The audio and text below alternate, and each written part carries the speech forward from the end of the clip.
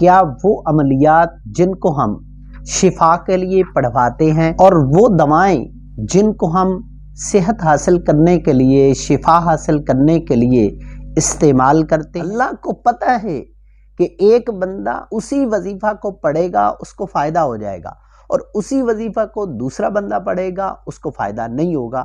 یہ اللہ کے علم میں ہے، یعنی تقدیر میں ایسے موجود ہے بات۔ وہ چیزیں بھی اس کی حفاظت اسی وقت کریں گی جب اللہ کے لکھے ہوئے میں ہوگا۔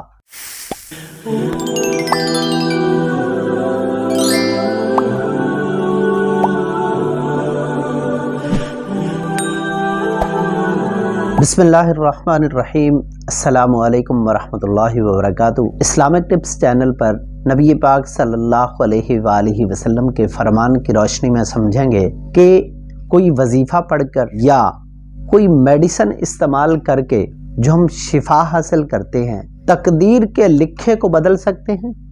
اس بات کو آج ہم سمجھیں گے۔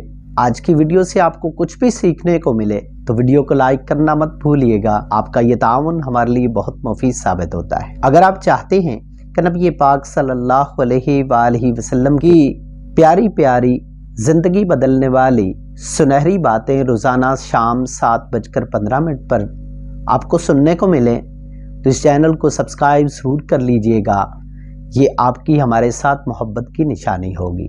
بنا وقت ضائع کیے ویڈیو کو شروع کرتے ہیں۔ مسند احمد، جامع ترمذی، سنن ابن ماجہ، تینوں کتب کے اندر یہ حدیث موجود ہے۔ ابن ابی خزامہ یہ فرماتے ہیں کہ میرے والد ابو خزیمہ رضی اللہ تعالیٰ عنہ نے نبی پاک صلی اللہ علیہ وآلہ وسلم سے عرض کیا کہ یا رسول اللہ صلی اللہ علیہ وآلہ وسلم، کیا وہ عملیات جن کو ہم شفا کے لیے پڑھواتے ہیں اور وہ دوائیں جن کو ہم صحت حاصل کرنے کے لیے، شفا حاصل کرنے کے لیے استعمال کرتے ہیں، اور وہ چیزیں جن سے ہم حفاظت حاصل کرتے ہیں جیسے زرہ اور ڈھال وغیرہ، ان چیزوں کے بارے میں مجھے بتائیے، کیا یہ سب چیزیں تقدیر کے لکھوں کو بدل سکتی ہیں؟ تو نبی پاک صلی اللہ علیہ وآلہ وسلم نے فرمایا یہ سب چیزیں بھی تقدیر کے لکھے کے مطابق ہوتی ہیں۔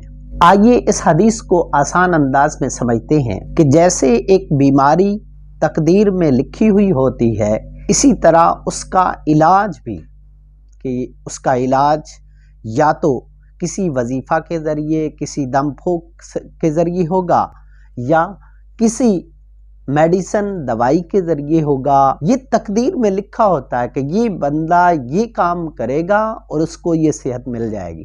تقدیر اصل میں ہے کیا؟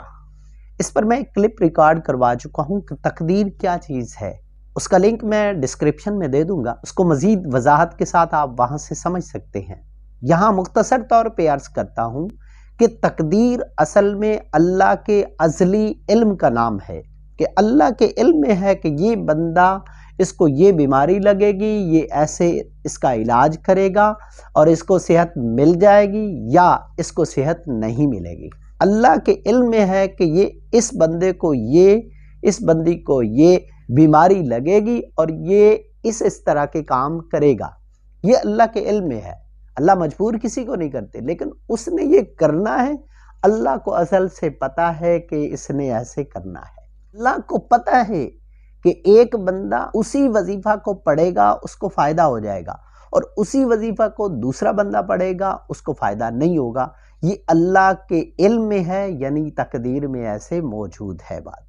اسی طرح ایک دوائی ایک مریض استعمال کرتا ہے، اس کو صحت مل جاتی ہے، لیکن وہی بیماری والا شخص وہی دوائی استعمال کرتا ہے لیکن اس کو صحت نہیں ملتی۔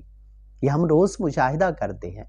تو کیا پتہ چلا کہ اصل نظر انسان کی اس اللہ کی طرف جانی چاہیے کہ میرا اللہ چاہے گا یہ وظیفہ، یہ دعا اثر کرے گی، اگر میرا اللہ نہیں چاہے گا تو یہ کوئی چیز بھی اپنے اندر اثر نہیں رکھتی۔ تو اصل انسان کی نظر رب کی طرف جانی چاہیے، اللہ کی طرف جانی چاہیے کہ میرا اللہ جب چاہے گا، جس سے چاہے گا، وہاں سے مجھے شفا حاصل ہوگی۔ بالکل اسی طرح اپنی حفاظت کے لیے باقی بھی اسباب انسان جو اختیار کرتا ہے، جیسے اپنی حفاظت کے لیے کوئی بندوق رکھتا ہے، کوئی پسٹل رکھتا ہے، کوئی اور چیز اپنی حفاظت کے لیے استعمال کرتا ہے، وہ چیزیں بھی اس کی حفاظت اسی وقت کریں گی جب اللہ کے لکھے ہوئے میں ہوگا۔